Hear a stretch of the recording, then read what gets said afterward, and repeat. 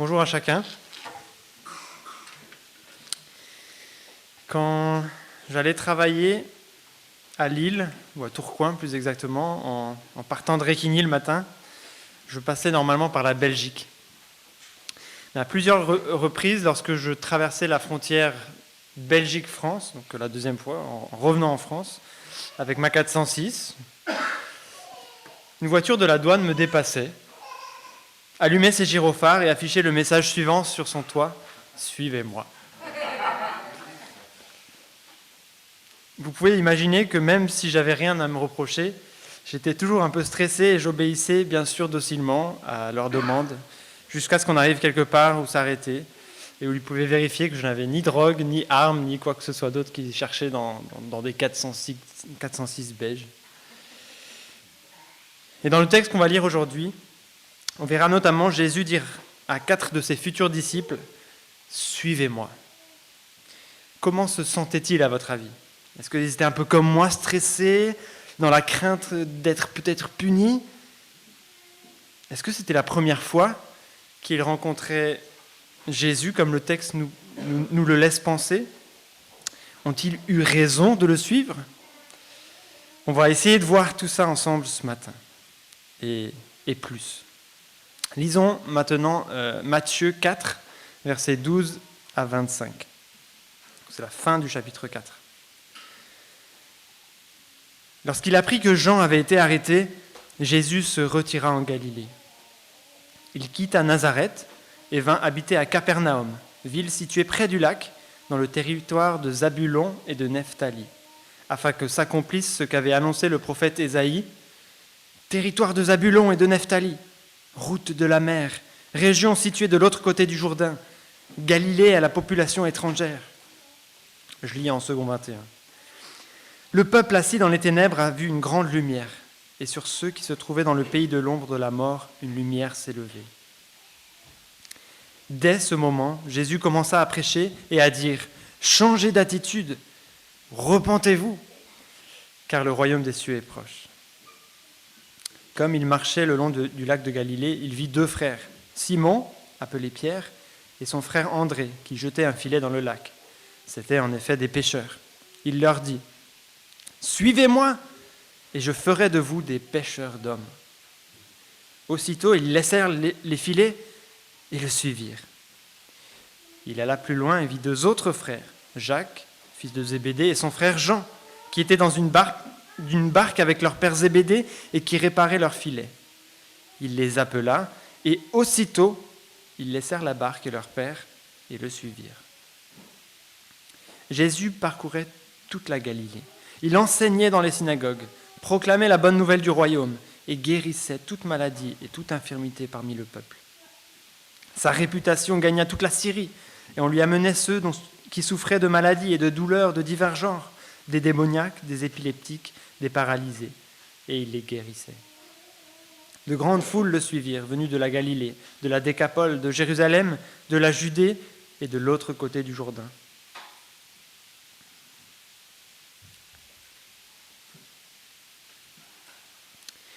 Avec le texte de la dernière fois concernant la tentation de Jésus-Christ dans le désert, nous avons conclu, pour ainsi dire, l'introduction de l'évangile de Matthieu. Il nous a présenté pendant quasiment 4 chapitres pourquoi Jésus est bel et bien le Messie, celui qui était annoncé par tous les prophètes, le descendant de David, le descendant d'Abraham, et aussi le nouvel Adam. Le texte qu'on vient de lire commence et introduit une nouvelle grande partie de Matthieu, qui ira jusqu'au chapitre 16, qui va contenir alternativement des sections d'enseignement, comme les béatitudes, que vous connaissez bien, qu'on va commencer la semaine prochaine, et des sections plutôt de récits, où Jésus opère notamment des guérisons et des miracles. Et donc on pourrait appeler cette nouvelle partie qu'on commence, donc, où Jésus est vraiment à l'œuvre, c'est plus une introduction où présente Jésus. Jésus-Christ, le Messie, se révèle en parole et en œuvre. Et donc, avant cette grande section d'enseignement de 3 chapitres, que sont les béatitudes, on va voir le texte qu'on vient de lire, qu'on peut diviser en 3 parties. L'arrivée du roi dans la Galilée des païens, ça va être les versets 12 à 17. l'invitation du roi aux premiers disciples, les versets 18 à 22, et enfin la révélation du roi en parole et en œuvre, versets 23 à 25. Alors commençons tout de suite la première partie, l'arrivée du roi dans la Galilée des païens. Relisons les deux premiers versets. Lorsqu'il apprit que Jean avait été arrêté, Jésus se retira en Galilée. Il quitta Nazareth et vint habiter à Capernaum, ville située près du lac, dans le territoire de Zabulon et de Nephtali. Ces deux premières phrases nous révèlent plusieurs éléments d'importance. On va en relever deux. Le premier, c'est qu'on apprend que c'est lorsque Jean a été arrêté que Jésus se retira en Galilée. Lorsqu'il apprit que Jean avait été arrêté, Jean se retira en Galilée.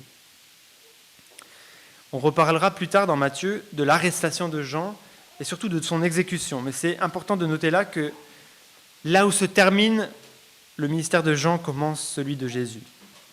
Il y a une sorte de passage de relais qui est marqué ici par Matthieu et de la même façon par Marc, l'évangéliste. Jean-Baptiste a prêché que le royaume de Dieu est proche, en parlant de Jésus, du Messie qui allait très prochainement arriver. Et maintenant, Jésus est là, le roi est arrivé et il prend le relais. Mais le cœur de la prédication ne change pas. Je ne sais pas si vous avez remarqué, mais au verset 17, il est écrit « Jésus commença à prêcher et à dire « Changez d'attitude, car le royaume de Dieu est proche. » Et c'est exactement, mot pour mot, ce que Jean-Baptiste prêchait au chapitre 3, verset 2. « Repentez-vous » ou alors « Changez d'attitude » selon la version, « car le royaume de Dieu est proche. » Lorsque Jésus prêche cela, il parle bien sûr de son arrivée, mais aussi du règne de Dieu.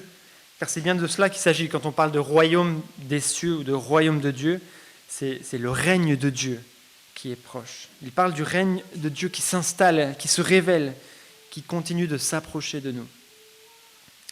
Alors c'est vrai, Jésus a vaincu la mort. Il a vaincu Satan. Mais Satan n'est pas encore lié. Et le royaume, le règne de Dieu, n'est pas encore là à 100%. Mais il est proche et on l'attend. Et la prédication de Jésus et de Jean-Baptiste, du coup, est toujours d'actualité aujourd'hui.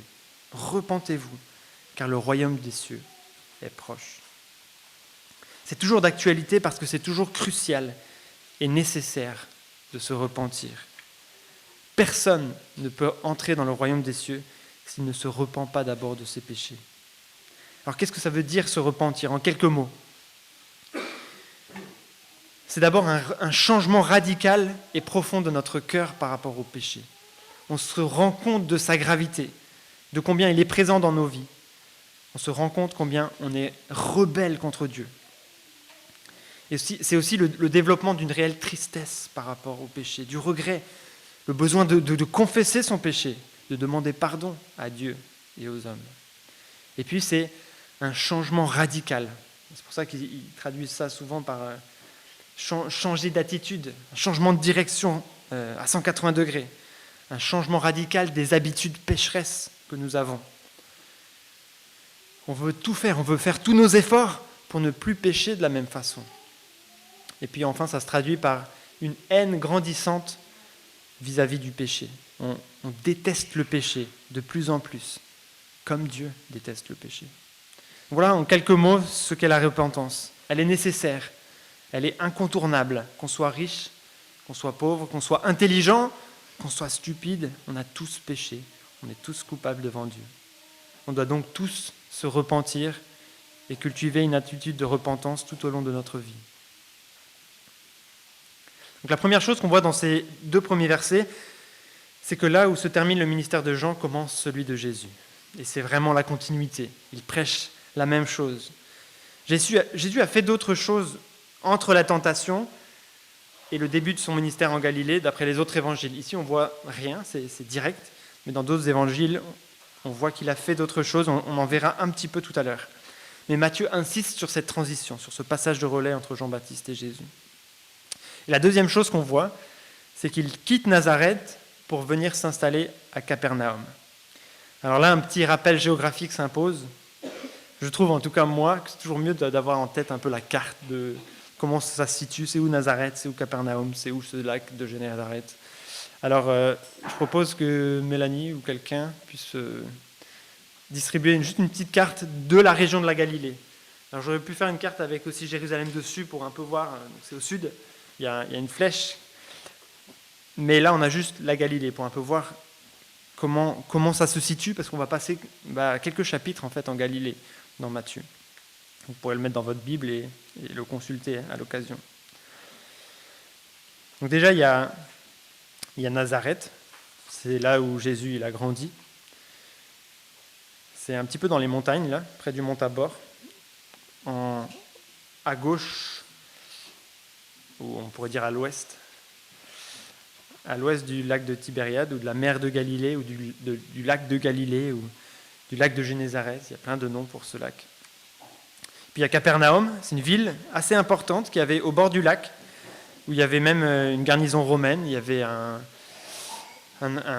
collecteur de taxes, d'ailleurs, qui s'appelle Matthieu, que vous connaissez, qui était là-bas, qui collectait les taxes. Donc c'était une ville assez importante. Certains pensent qu'il y avait environ 10 000 habitants, certains plus. Après, il y a Bethsaïda là-bas, c'est là où André et Simon sont nés, et Philippe aussi. Et ensuite, ils ont vécu à Capernaum. Tibériade, un peu plus au sud, c'est aussi le lac de Tibériade, ouais, c'est marqué. C'est une ville dont on ne parle pas beaucoup dans la Bible, c'est une ville grecque. Il y avait très peu de juifs là-bas, et c'est peut-être pour ça que Jésus n'y est pas ou peu allé.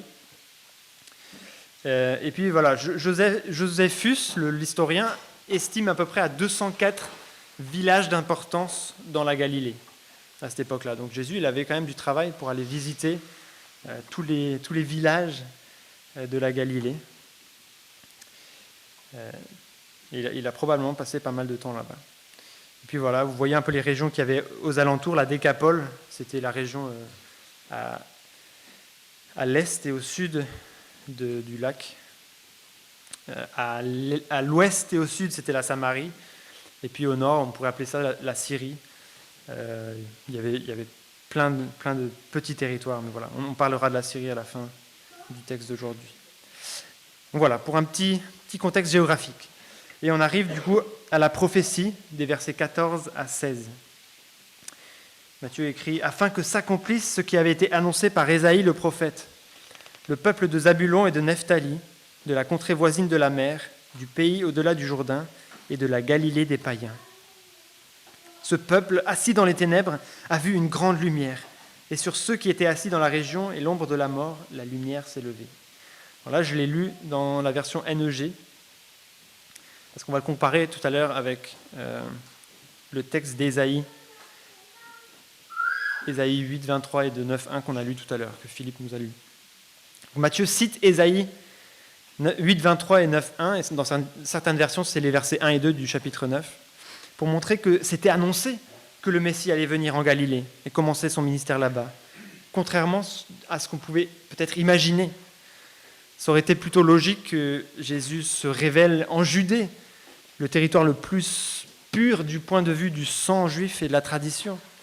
La Galilée, c'était, comme le texte le dit, un territoire avec une population étrangère, un pays de païens. Et pour ceux qui s'en rappellent, c'était les Assyriens qui étaient venus conquérir le royaume du Nord, le royaume d'Israël, quand ils étaient séparés en deux, Juda et Israël. C'était les Assyriens qui étaient venus le conquérir et qui avaient déporté une majorité des Juifs qui étaient là-bas et les avaient remplacés avec des païens, des gentils, on peut appeler ça, des habitants d'autres contrées. Donc, il y avait un grand mélange là, il y avait des Juifs, mais mélangés. Et comme on l'avait vu lorsqu'on avait étudié le chapitre 2, le dernier verset, il était dit « Il sera appelé Nazaréen ». On avait utilisé ce texte pour appuyer le fait que c'est peut-être pour dire, oui, Jésus était destiné, entre guillemets, avait été prophétisé comme étant galiléen et comme allant commencer son ministère là-bas, la lumière allait se dévoiler, resplendir dans cette région-là.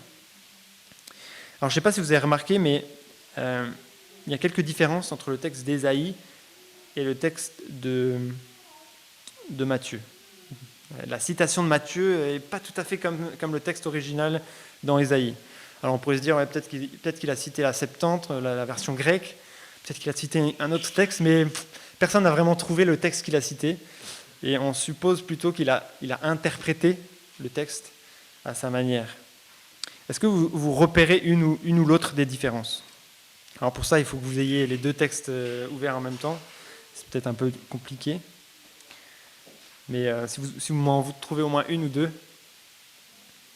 Donc le début est un peu différent, mais c'est pas ça que je recherche.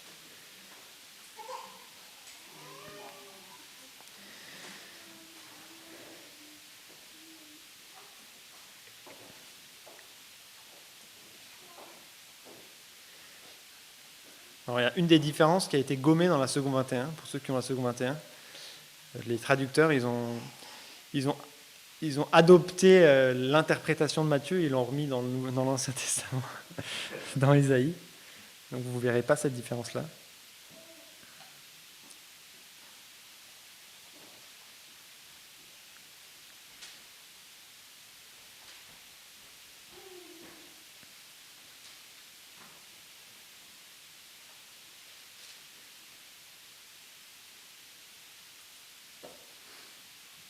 J'aurais peut-être dû vous imprimer les deux textes sur mon papier, ça aurait été plus simple.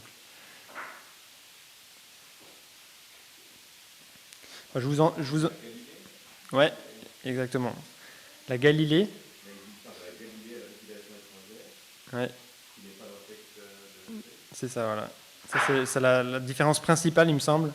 C'est que dans le texte d'Ésaïe, c'est marqué « territoire des païens », dans certaines versions, ou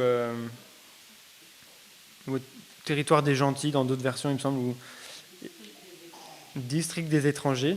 Dans la seconde 21, c'est marqué Galilée des païens, ou non, c'est dans la NEJ. Non, dans la seconde 21, en tout cas, c'est... Bon, bref. En tout cas, c'est ça. Et donc, en tout cas, dans le texte d'Ésaïe, on ne parle pas de la Galilée. En fait, cette région n'existe pas à l'époque. Mais dans le texte de Matthieu, il a interprété pour dire, voilà, c'est la Galilée dont on parle. Et il a raison, quelque part. Le territoire de Zabulon et de Nephtali, ça correspond à cette région-là qui est aujourd'hui la Galilée. Puis les deux autres petites différences intéressantes, c'est que c'est écrit « ce peuple qui marchait dans les ténèbres » dans Ésaïe, et c'est marqué « ce peuple assis dans les ténèbres » dans la citation de Matthieu. Alors je ne sais pas s'il a dit, voilà, à l'époque ils étaient encore en train de marcher peut-être vers la déportation, je ne sais pas, et là ils sont assis, ils attendent juste, il n'y a plus trop d'espoir, ça fait tellement longtemps. Le peuple assis dans les ténèbres a vu une grande lumière, le peuple qui marchait dans les ténèbres voit une grande lumière. Alors il y a juste une différence de temps. Donc voilà, cette différence principale, c'est le changement de territoire à Galilée. C'est une interprétation de la prophétie. Et bien Matthieu, que voulez-vous, il a le droit. Il est inspiré par le Saint-Esprit. Donc vous comprenez donc que le but de Matthieu est bien de nous montrer l'accomplissement de cette prophétie dans le choix de Jésus de commencer et de faire une grande partie de son ministère en Galilée, et en particulier dans la ville de Capernaum, où il aura en quelque sorte son QG. C'est aussi à Capernaum qu'habitent Simon et André, même s'ils sont originaires de Bethsaïda, une autre ville au bord du lac. Et alors il est écrit « Le peuple qui marchait dans les ténèbres voit une grande lumière. Sur ceux qui habitaient le pays de l'ombre de la mort, une lumière resplendit. » Est-ce que les enfants, vous pouvez me dire qui est cette lumière ?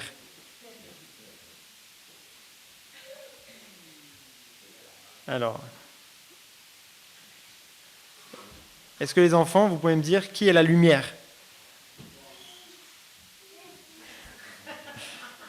Merci. Jésus. C'est Jésus qui a apporté la lumière dans ce monde de ténèbres. Et cette lumière est arrivée là où on l'attendait le moins, mais aussi là où elle était tout autant nécessaire qu'en Judée, en Galilée. Et il y a donc une place pour nous, les païens, dans le plan de salut de Dieu. Et Matthieu insiste bien là-dessus en montrant que le territoire des païens, de la prophétie, c'est en fait la Galilée, et que la lumière s'est levée sur ce territoire. Un bel espoir pour nous dès le début du livre. Et on découvre ensuite, dans la suite de Matthieu, que l'obscurité, elle est bel et bien là aussi, en Judée. Peut-être plus encore. La Galilée est donc du coup à la fois le centre du ministère de Jésus au début, mais aussi le point de renaissance, de nouveau départ à la fin de Matthieu. Matthieu 28, c'est nouveau en Galilée. À la suite de la résurrection, Jésus leur a dit « Mais rejoignez-moi en Galilée ». Et donc on a de nouveau là les nations qui sont incluses dans la grande commission, faite de toutes les nations des disciples. Et donc les païens sont inclus dès le début, mais aussi à la fin du ministère de Jésus dans Matthieu. Et c'est beau, c'est chouette de s'en rappeler et de le remarquer. Puis une dernière application pour cette première partie qui parlait de l'arrivée du roi dans la Galilée des païens, c'est que nous sommes tous assis dans les ténèbres jusqu'à ce qu'on soit éclairés par la lumière de Christ. On était tous comme ces Galiléens à attendre, à ne pouvoir rien faire avant que Christ, avant que le Saint-Esprit agisse et fasse générer en nous cette flamme pour que nous puissions dire oui et accepter Jésus dans notre cœur et répondre à son appel. Et en parlant d'appel, on va voir maintenant l'invitation du roi aux premiers disciples. Donc la deuxième partie, versets 18 à 22. Je lis. Comme il marchait le long du lac de Galilée, il vit deux frères, Simon, appelé Pierre, et son frère André, qui jetait un filet dans le lac. C'étaient en effet des pêcheurs. Il leur dit, « Suivez-moi et je ferai de vous des pêcheurs d'hommes. » Aussitôt, ils laissèrent les filets et le suivirent. Il alla plus loin et vit deux autres frères, Jacques, fils de Zébédée, et son frère Jean, qui étaient dans une barque avec leur père Zébédée et qui réparaient leurs filets. Il les appela, et aussitôt, ils laissèrent la barque et leur père et le suivirent. 4 disciples sont donc invités par le roi dans ce récit. 2 fois 2 frères. Comment est-ce que Jésus les appelle ? Il dit « Suivez-moi et je ferai de vous des pêcheurs d'hommes. » Alors à l'époque, il était commun qu'un maître ait des disciples et qu'il les enseigne dans ses voies, dans ses pensées. Mais en général, ce sont les futurs disciples qui allaient voir le maître et disaient « Ah, j'aimerais bien être ton disciple, tu as une grande renommée. » Mais ici, tout est inversé. C'est Jésus qui, semble-t-il, sort de nulle part, en tout cas dans le texte de Matthieu. Il vient d'arriver de Nazareth où il a été rejeté, et c'est lui qui appelle des pêcheurs de métier, en plein travail, à le suivre pour devenir pêcheurs d'hommes. C'est incroyable. Et il y a ici un jeu de mots, ou plutôt un jeu de situation qui est assez intéressant. Jésus dit à des pêcheurs de devenir pêcheurs d'hommes. Et je trouve ça excellent, je crois que c'est une invitation à regarder de plus près pourquoi Jésus a choisi des pêcheurs, et quand même au moins 4 parmi les 12, peut-être 6 ou 7, on ne sait pas trop certains qu'est-ce qu'ils faisaient. Pourquoi Jésus s'entoure d'autant de pêcheurs ? Et M. Wiersbe nous livre une réponse intéressante que je veux vous partager. Il dit « C'était des hommes travailleurs, toujours à l'œuvre. » On peut s'inspirer un peu de leur qualité. Ils triaient les poissons pris, se préparaient à lancer leurs filets et réparer leurs équipements. Ils ne s'arrêtaient jamais. Le Seigneur a besoin de gens actifs qui n'ont pas peur du travail. Les pêcheurs étaient aussi des gens courageux et patients. Et il en faut de la patience et du courage pour gagner quelqu'un à Christ. Les pêcheurs doivent encore être habiles. Ils doivent apprendre des pêcheurs les plus expérimentés où se trouve le poisson et comment l'attraper. Et il faut également de l'adresse et du tact pour gagner une âme. Les pêcheurs travaillaient en équipe et l'œuvre du Seigneur fait appel à la coopération. Mais par-dessus tout, les pêcheurs ont besoin de foi. Ils ne voient pas les poissons et ne sont pas sûrs de les prendre dans leur filet. Pour gagner des âmes, il nous faut aussi de la foi et de la vigilance, sinon c'est l'échec assuré. Mais alors comment réagissent-ils, ces pêcheurs, à l'appel de ce maître un peu étrange qui leur demande de les suivre ? Est-ce qu'ils réagissent avec crainte, comme moi, avec les douaniers, en me disant à quelle sauce je vais être mangé ? Non. Par 2 fois, le mot « aussitôt » est utilisé par Matthieu. Aussitôt, ils laissèrent les filets et le suivirent. Aussitôt, ils laissèrent la barque de leur père et le suivirent. Ce n'est pas un mot que Matthieu utilise beaucoup apparemment, contrairement à d'autres, peut-être comme Marc, mais il l'utilise ici 2 fois. Est-ce que ça ne vous surprend pas ? Leur réaction tellement immédiate ? Moi, ça m'a pas mal surpris. Bien sûr, le Saint-Esprit peut appeler irrésistiblement. Mais ici, en recoupant avec les autres récits des autres évangiles, je me suis rendu compte que ces disciples, en tout cas Simon et André, avaient déjà rencontré Jésus auparavant. Pas du tout au bord du lac de Galilée, mais comme Philippe Capi nous l'a lu, au bord du Jourdain. Ils étaient 2 disciples de Jean. Vous vous rappelez ce qu'on a lu dans Jean 1. Peut-être qu'ils venaient juste de revenir à Capernaum suite à l'arrestation de Jean, on ne sait pas. Mais André avait dit à Simon à ce moment-là, « Nous avons trouvé le Messie !» Et puis si on regarde dans Luc, le même récit de l'appel de ces 4 disciples est raconté, mais avec juste avant la fameuse nuit où ils n'arrivaient pas à pêcher des poissons et où Jésus leur avait dit de jeter les filets en eau profonde. Ils avaient alors pêché miraculeusement une quantité faramineuse de poissons. Peut-être que c'était à cause de cette pêche que Zébédée et ses fils étaient en train de réparer leurs filets. En tout cas, on a là quelques éléments qui permettent de comprendre un peu mieux comment ils pouvaient décider de but en blanc de tout abandonner et de suivre Jésus le roi. Ils le connaissaient déjà. Ils étaient déjà en quelque sorte convaincus que Jésus était quelqu'un à suivre, le Messie. Alors lorsqu'il leur a demandé de les suivre, ils n'hésitent pas et laissent tout pour le suivre. Comment ils réagissent alors ? Ils abandonnent tout et suivent Jésus, probablement avec joie, peut-être aussi avec un peu d'appréhension. Mais quand le Messie tant attendu vous demande de le suivre, ne faut-il pas tout abandonner et le suivre ? Ce serait une erreur de penser que les pécheurs, que ces pécheurs-là, en tout cas, étaient pauvres, étaient vraiment le bas de la société et incultes. Bien sûr, pécheur n'était pas le métier le plus riche qu'on pouvait espérer avoir, le plus noble, mais ils étaient somme toute dans une bonne situation.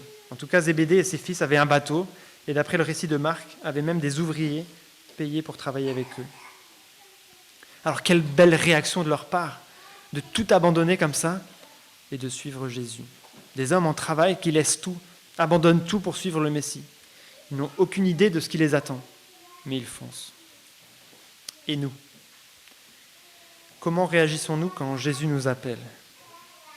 Sommes-nous disposés à l'écouter nous appeler ? Sommes-nous prêts à tout abandonner pour le suivre s'il nous le demande ? Ou sommes-nous trop attachés à notre travail, notre projet en cours, notre maison, notre voiture, notre téléphone ? Est-ce que nous serions prêts à vider notre compte en banque si Jésus nous le demandait ? Je pense que c'est difficile de répondre à ces questions tant qu'on n'y est pas confronté, tant qu'on n'est pas devant le choix à faire. Mais sommes-nous prêts à quitter notre confort, notre maison, notre pays, pour aller servir le Seigneur là où il nous demande ? J'aimerais nous laisser à chacun l'occasion, peut-être pendant 1 ou 2 minutes, pour réfléchir à ça, pour passer en revue tous les biens auxquels nous sommes attachés et pour dire au Seigneur que tout est à lui, qu'il en fasse ce que bon lui semble, que nous sommes prêts à tout lui abandonner. Passez en revue votre travail, votre maison, vos biens les plus chers, votre épargne, votre confort, votre projet immobilier, votre sécurité. Seriez-vous prêt à tout lui abandonner si le roi vous le demandait ? Il a dit, nous le savons, les disciples ne le savaient pas encore, qu'il sera avec nous tous les jours, jusqu'à la fin du monde. Alors prenons 1 minute de silence pour réfléchir à ça par rapport à nos propres vies.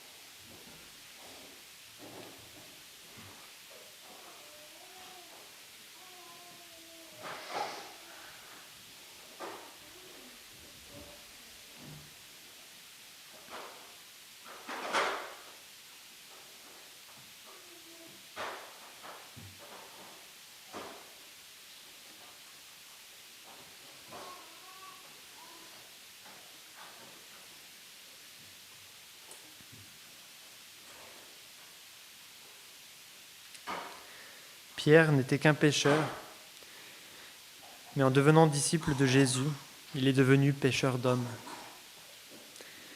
Avait-il imaginé un jour être l'un des responsables d'un mouvement inarrêtable de disciples de Christ, zélés pour annoncer toujours plus loin la bonne nouvelle ? Dieu a utilisé de bien faibles disciples, de bien imparfaits serviteurs pour accomplir une œuvre merveilleuse et grandiose. L'Église, qui fleurit encore aujourd'hui. Il peut aussi t'utiliser toi, moi, avec toutes nos imperfections, pour nous faire participer par lui et en lui à la moisson, à l'avancement du royaume des cieux, pourvu que nous soyons prêts à lui laisser les rênes de nos vies, à lui abandonner tout ce que nous avons et à le suivre coûte que coûte. Ainsi s'achève la deuxième partie, l'invitation du roi aux premiers disciples. Alors on a vu deux parties déjà, l'arrivée du roi dans la Galilée des païens et l'invitation du roi aux premiers disciples. Et maintenant on va terminer rapidement avec la révélation du roi en parole et en œuvre. Alors vous allez me dire, mais ce n'est pas le même nom que tu as donné pour la deuxième partie de Matthieu, celle qui va jusqu'au chapitre 16 ? La révélation en parole et en œuvre. Et oui, c'est bien ça. Parce que les trois derniers versets du chapitre 4 sont en fait un résumé assez complet de ce que Jésus va faire en Galilée et qui sera décrit en détail dans les chapitres 5 à 16. Relisons-les. Jésus parcourait toute la Galilée. Il enseignait dans les synagogues, proclamait la bonne nouvelle du royaume et guérissait toute maladie et toute infirmité parmi le peuple. Sa réputation gagna toute la Syrie et on lui amenait tous ceux qui souffraient de maladies et de douleurs de divers genres, des démoniaques, des épileptiques, des paralysés, et il les guérissait. De grandes foules le suivirent, venus de la Galilée, de la Décapole, de Jérusalem, de la Judée et de l'autre côté du Jourdain. Et donc voilà comment Jésus a apporté la lumière, comme le disait la prophétie. 3 éléments qui sortent de ce texte et qu'on verra au fur et à mesure des prochains chapitres. C'était en enseignant, en prêchant et en guérissant.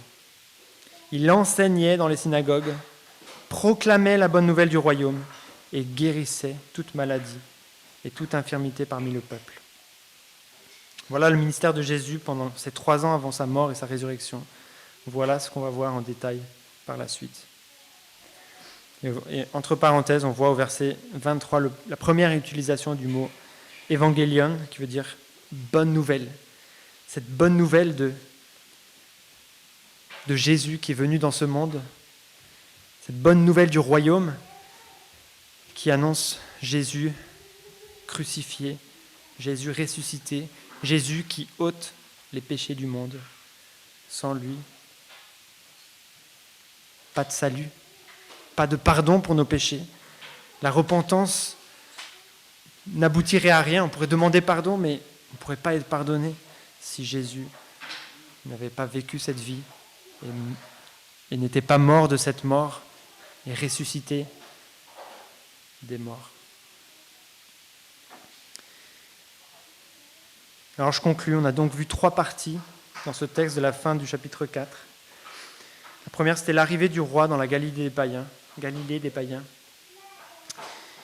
On peut se réjouir, en tant que païen, en tant que non-juif, d'avoir été inclus au peuple de Dieu par l'intermédiaire de notre Sauveur et Seigneur Jésus-Christ.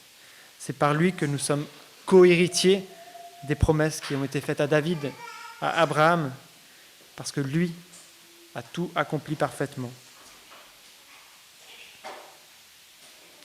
Et puis la deuxième partie, l'invitation du roi aux premiers disciples.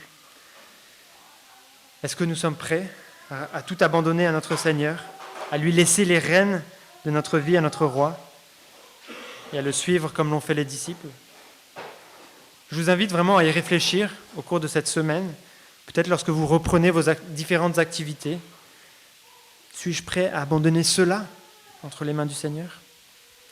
Je pense que c'est un excellent exercice pour se préparer à répondre à un potentiel appel particulier du Seigneur, mais aussi pour se détacher de tout ce qui est du monde et s'attacher à notre Seigneur. Rien n'a besoin d'être arrêter, a priori. On n'a pas besoin de renoncer à quelque chose suite à ce message. Mais si on aperçoit que quelque chose prend la place et l'importance qui devrait être celle de notre roi, peut-être on devrait l'arrêter. Peut-être on devrait y renoncer. Et puis, dernière partie, la révélation du roi en parole et en œuvre. Réjouissons-nous ensemble pour la suite qui se prépare, pour les prochains chapitres qu'on pourra étudier ensemble. J'ai hâte de parcourir et d'étudier les béatitudes avec vous. Soyez bénis, je prie. Seigneur Jésus, merci d'être venu dans ce monde.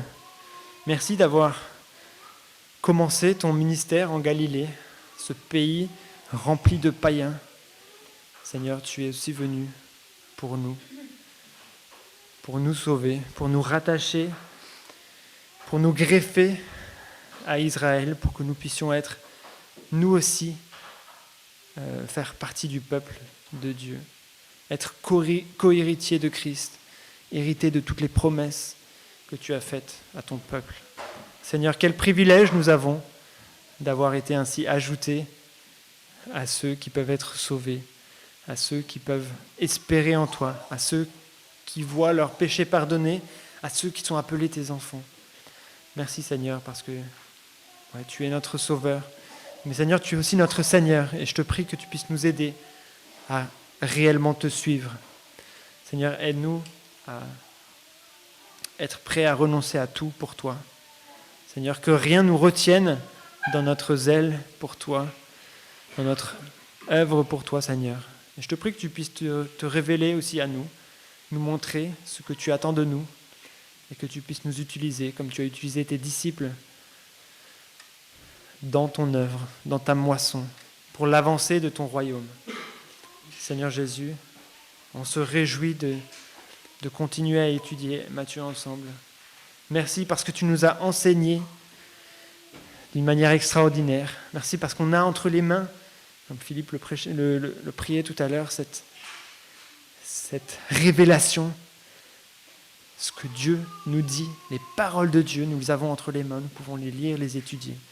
Et Seigneur, aide-nous à le faire quotidiennement. Au nom de Jésus. Amen. On va chanter le chant Dieu a tant aimé le monde. Non, connaître Christ.